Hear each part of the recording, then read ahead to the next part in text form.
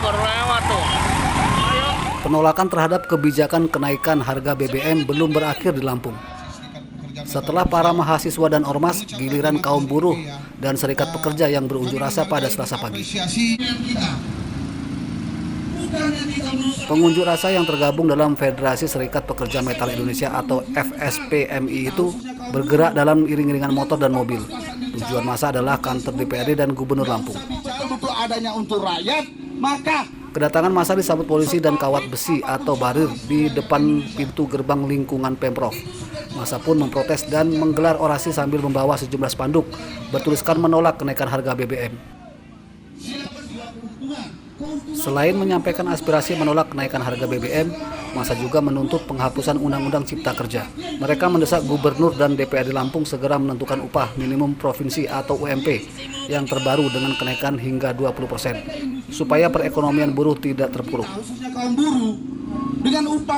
Arsadi Saputra melaporkan dari Bandar Lampung.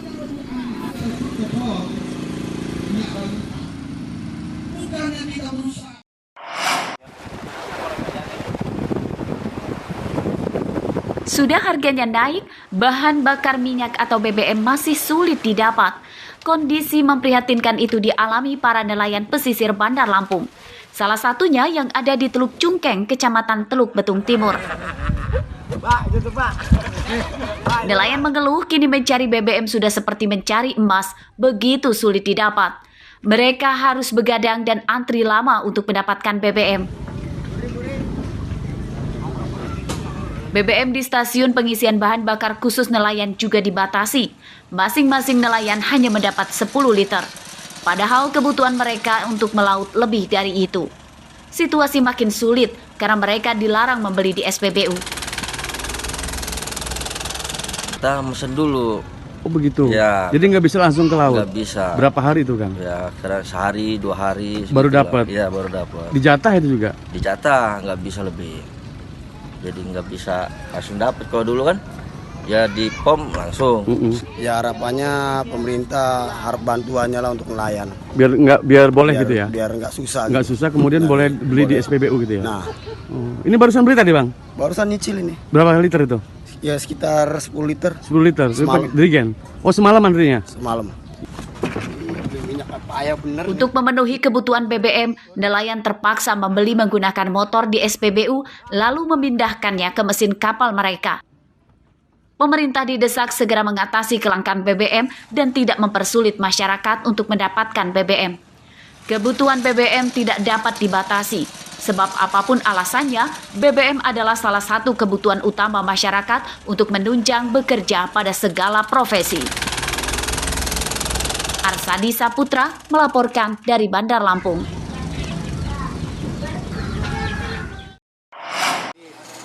Kira-kira semuanya itu dari fondasi. Pemkot Bandar Lampung Selasa siang menurunkan 1 unit alat berat untuk menormalisasi drainase di Kelurahan Kedaung, Kecamatan Kemiling. Daerah ini dilanda bencana banjir bandang dan tanah longsor yang mengakibatkan 1 rumah milik Supiah ambruk pada Senin siang lalu. Banjir bandang itu akibat sistem drainase terlalu sempit dan tidak mampu menampung debit air hujan yang kemudian meluap ke permukiman. Padahal daerah ini berada di hilir tempat dilewatinya air hujan dari sejumlah daerah. Ya, jadi kemarin itu kan sekitar jam 12 lewat ya. Malam, Pak. Siang. Oh siang. Hujan lebat, petir-petiran. Jadi cepet banget gitu. Jadi pas air dari jalan sana. Air dari arah jalan atas itu, Pak ya? Iya, dari jalan itu kan, dari perumahan itu kan sini nggak mampu lagi. Jadi airnya udah di atas jalan. Pemkot Bandar Lampung juga menangani korban bencana di pesisir Gudang Lelang, Kecamatan Kangkung. Sehari sebelumnya, 2 rumah di pesisir ini ambruk akibat dihantam ombak setinggi 2 meter. Sebagian besar material bangunan dan perabotan rumah tercemplung ke laut. Para korban bencana dijanjikan akan mendapatkan bantuan biaya perbaikan rumah dari Pemkot. Artinya dibantunya itu sesuai dengan Pak Wali, dibantu atau tidaknya kan dilihat dalam keadaannya seperti apa. Itu yang bisa kita sampaikan. Yang kayak tadi yang tadi Pak Lurah ya, yang di Kelurahan Kangkung itu ada di Kecamatan Waras, itu kan sudah di ujung pantai gitu loh. Kita tinjau ke sana, memang yang 2 rumah kan sudah tidak ada lagi. Nah, yang 1 rumah kan dalam keadaan miring. Sudah miring. 3 rumah di Bandar Lampung Senin siang ambruk akibat cuaca ekstrim. 2 rumah nelayan ambruk tercemplung ke laut akibat diterjang ombak tinggi dan 1 rumah di daratan ambruk oleh banjir bandang yang disertai tanah longsor. Musibah itu tidak merenggut korban jiwa. Jeffrey Arifin melaporkan dari Bandar Lampung.